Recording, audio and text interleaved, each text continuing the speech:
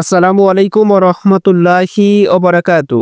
প্রিয় দর্শক, আপনি কি জানেন 40 সংখ্যাটির পিছনে ইসলামিক দৃষ্টিতে এক রহস্যময় গুরুত্ব রয়েছে। আল্লাহর সৃষ্টিতে এমন কিছু সংখ্যা রয়েছে যেগুলোর পুনরাবৃত্তি কোরআন এবং হাদিসে গভীর তাৎপর্য বহন করে। প্রিয় দর্শক, আজ আমরা জানব 40 সংখ্যার এই গোপন রহস্য।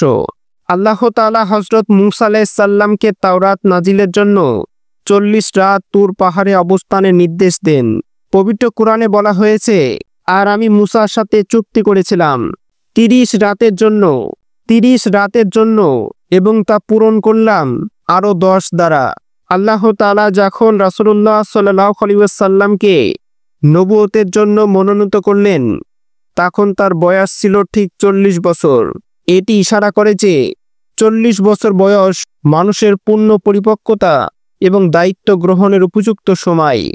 বিভিন্ন ইসলামী বর্ণনায় বলা হয়েছে, মৃত্যুর পরে আত্মা 40 দিন দুনিয়ার সাথে একটি বিশেষ যোগসূত্র রাখে। যদিও এটি একটি বিশুদ্ধ হাদিস না, তবে অনেক বুজুর্গরা এই বিশ্বাস পোষণ করেন।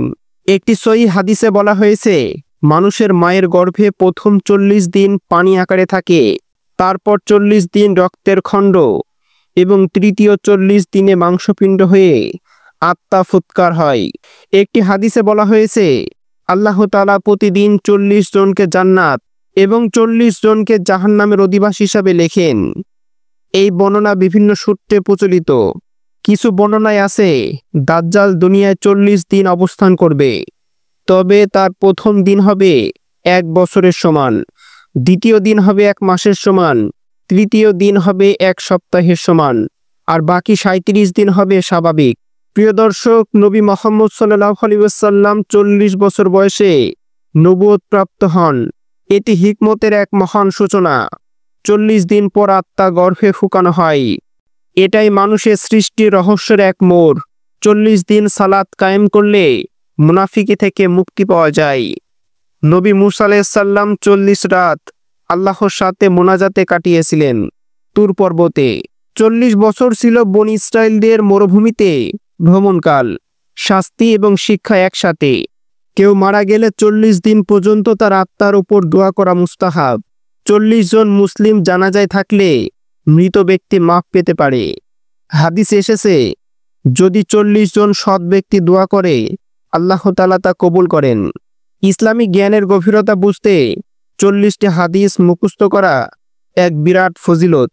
সুপ্রিয় দর্শক বন্ধুরা, দেখা যাচ্ছে 40 সংখ্যাটি শুধুমাত্র একটি সংখ্যা নয়, বরং তা রহস্য ঘেরা, আধ্যাত্মিক গভীরতা এবং আল্লাহর পরিকল্পনার এক অনন্য নিদর্শন। আমরা যদি এই সংখ্যা নিয়ে চিন্তা করি, তাহলে আল্লাহর কুদরত এবং হিকমতের গভীরতা উপলব্ধি করতে পারব। প্রিয় দর্শক, আপনাদের মতামত জানাতে ভুলবেন না। কমেন্টে লিখুন আপনার কাছে 40 সংখ্যাটি কি অর্থ বহন করে। যদি ভিডিওটি ভালো লেগে থাকে তাহলে লাইক দিন, শেয়ার করুন, আর এমন ইসলামিক রহস্যময় কন্টেন্ট পেতে সাবস্ক্রাইব করুন আমাদের চ্যানেল বাংলা স্টোরি 101।